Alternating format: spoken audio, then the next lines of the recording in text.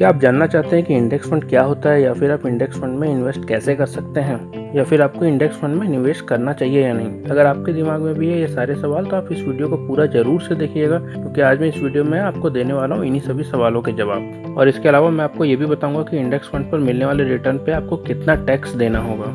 दोस्तों, एक बार फिर से स्वागत करता हूं आप सभी का मेरे चैनल पे। अगर आप मेरे चैनल पे पहली बार आए हैं तो चैनल को जरूर से सब्सक्राइब कर ले, साथ ही बेल आइकन को भी प्रेस कर दे ताकि आपको मेरी आने वाली वीडियोस की नोटिफिकेशन मिल सके। चलिए बढ़ते हैं अपने पहले सवाल की तरफ और जान लेते हैं कि इंडेक्स फंड क्या होता है। देखिए, इंडेक्स फंड को समझने के लिए आपको थोड़ा सा नॉलेज होना चाहिए कि इंडेक्स क्या होते हैं। देखिए, आप सभी ने स्टॉक एक्सचेंज का नाम तो सुना ही होगा, जहाँ पे स्टॉक्स को बेचा और खरीदा जाता है। तो इंडिया के जो मेजर स्टॉक एक्सचेंज है वो है बीएसई यानी कि बॉम्बे स्टॉक एक्सचेंज और एनएसई यानी कि नेशनल स्टॉक एक्सचेंज। बीएसई में total number of listed companies है अराउंड 5500 और एनएसई में total number of listed companies है अराउंड 1950। देखिए, यहाँ पर इतनी सारी कंपनीज है, तो अगर हमें इन सभी कंपनीज के परफॉर्मेंस को ट्रैक करना हो या कंपेयर करना हो कौन सी कंपनी अच्छा परफॉर्म कर रही है और कौन सी कंपनी अच्छा परफॉर्म नहीं कर रही है, तो हम कैसे करेंगे? जी हाँ, इसी प्रॉब्लम को सॉल्व करने के लिए एक्सचेंज में इंडेक्स क्रिएट किए जाते हैं और इंडेक्स में डिफरेंट सेक्टर की टॉप कंपनीज को रखा जाता है free float market capitalization method के आधार पर। इसी तरह से बॉम्बे स्टॉक एक्सचेंज का अपना इंडेक्स है सेंसेक्स, जिसमें बीएसई में लिस्टेड टॉप 30 कंपनीज को रखा गया है, और नेशनल स्टॉक एक्सचेंज का अपना इंडेक्स है निफ्टी 50,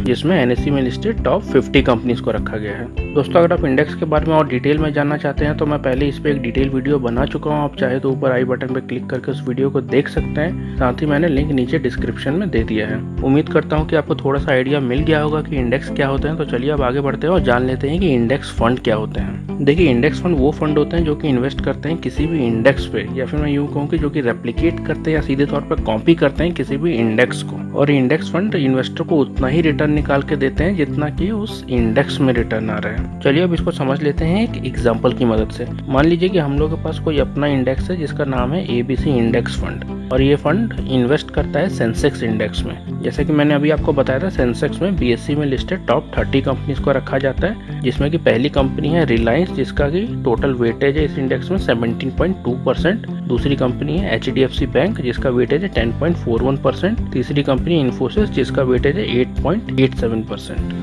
देखिए, जब भी कोई इन्वेस्टर अपने पैसों को इन्वेस्ट करेगा हमारे एबीसी इंडेक्स फंड में, तो हमारे एबीसी इंडेक्स फंड उस पैसों को इन्वेस्ट कर देगा सेंसेक्स इंडेक्स में सेम रेशियो में, जिस रेशियो में इन 30 कंपनीज की शेयर्स को रखा गया है। मान लीजिए कि किसी इन्वेस्टर ने टोटल इन्वेस्ट किया 100 रुपीज़ हमारे एबीसी इंडेक्स फंड में, तो हमारा एबीसी इंडेक्स फंड उन 100 रुपये को इन्वेस्ट कर देगा सेंसेक्स इंडेक्स में, जिसमें कि 70 रुपये 20 पैसे इन्वेस्ट करेगा रिलायंस के शेयर में, 10 रुपये 41 पैसे इन्वेस्ट करेगा एचडीएफसी बैंक के शेयर में, और 8 रुपये 87 पैसे इन्वेस्ट करेगा इन्फोसिस के शेयर में, और इसी तरह से बचे हुए 63 रुपये 52 पैसे इन्वेस्ट करेगा बचे हुए 27 कंपनीज के शेयर में। देखिए, इंडेक्स फंड का काम होता है किसी भी इंडेक्स को ट्रैक करना, और जितना रिटर्न वो इंडेक्स निकाल कर दे रहा है उतना ही रिटर्न इंडेक्स फंड के जरिए इन्वेस्टर को देना।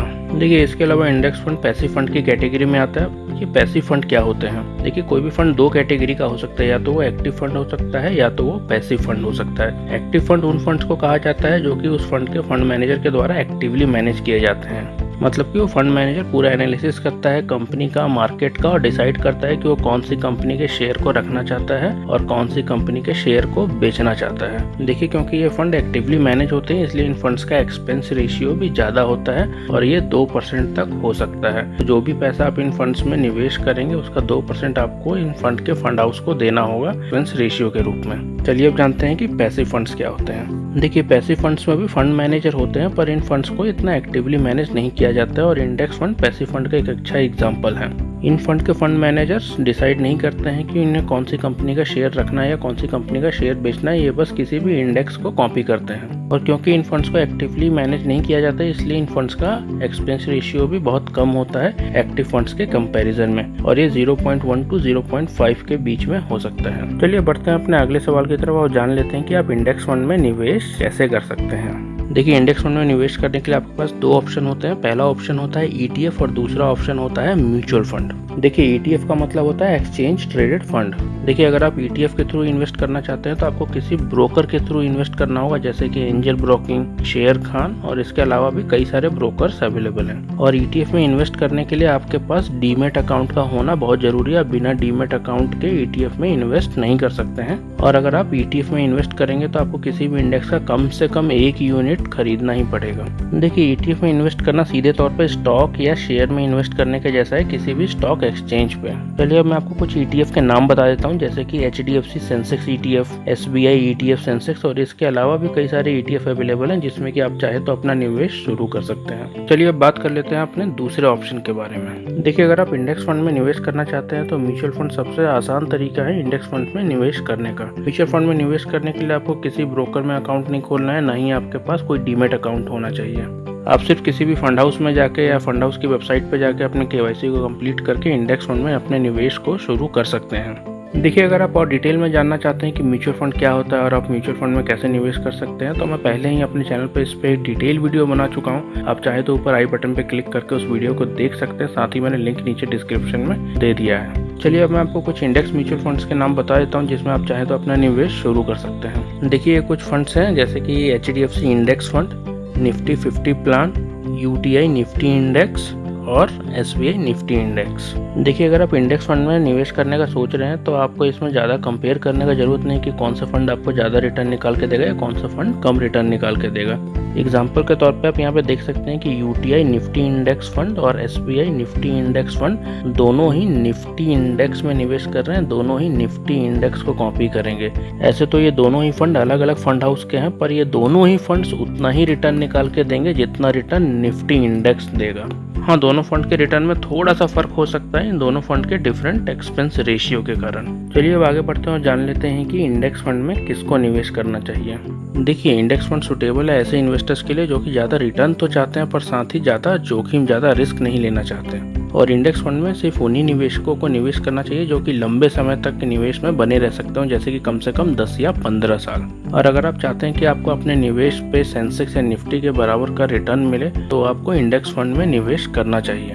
और अगर आप अभी भी FD यानी कि फिक्स डिपॉजिट्स में निवेश करते हैं तो भी आप इंडेक्स फंड में निवेश करने का सोच सकते हैं, क्योंकि ये आपको FD से बहुत ज़्यादा रिटर्न देगा और साथ ही इसमें रिस्क बहुत कम होता है दूसरे इक्विटी फंड्स की तुलना में। और हाँ, अगर आप अपने म्यूचुअल फंड पोर्टफोलियो को ज़्यादा मॉनिटर नहीं करना चाहते या नहीं कर सकते हैं तो भी आप इंडेक्स फंड में इन्वेस्ट करने के बारे में सोच सकते हैं।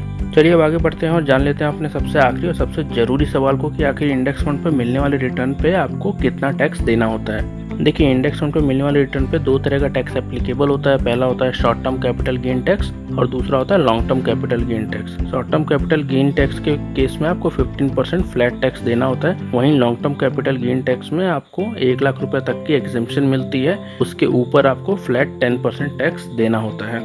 देखिए अगर आप अपनी यूनिट्स को रिडीम करते हैं या बेच देते हैं 1 साल से पहले तो उस पर मिलने वाले रिटर्न को बोला जाएगा शॉर्ट टर्म कैपिटल गेन, और अगर आप अपने यूनिट्स को रिडीम करते हैं या बेचते हैं 1 साल के बाद तो उस पर मिलने वाले रिटर्न को बोला जाएगा लॉन्ग टर्म कैपिटल गेन। मान लीजिए कि आपको आपके इंडेक्स फंड ने 50,000 रुपए का रिटर्न निकाल के दिया है और आप अपने यूनिट्स को सेल कर रहे हैं 1 साल से पहले, तो ये शॉर्ट टर्म कैपिटल गेन माना जाएगा और आपको 50,000 रुपए पे 15% का टैक्स देना होगा, यानी कि आपको 7,500 रुपए का टैक्स देना होगा। अब मान लीजिए कि आपको किसी फंड ने 1.5 लाख रुपए का रिटर्न निकाल के दिया पर आप अपनी यूनिट्स को रिडीम कर रहे हैं 1 साल के बाद, तो ये लॉन्ग टर्म कैपिटल गेन माना जाएगा और आपको इस पे 1 लाख रुपए की एग्जेम्पशन मिलेगी और आपको सिर्फ 10% टैक्स देना होगा 50,000 रुपए पे, यानी कि आपको सिर्फ 5,000 टैक्स देना होगा। और मान लीजिए कि आपको किसी फंड ने टोटल रिटर्न निकाल के दिया है 2.5 लाख रुपए का और आप अपने यूनिट्स को सेल कर रहे हैं 1 साल के बाद, तो भी ये long term capital gain tax माना जाएगा और इस केस में भी आपको 1 लाख तक की एग्जेम्पशन मिलेगी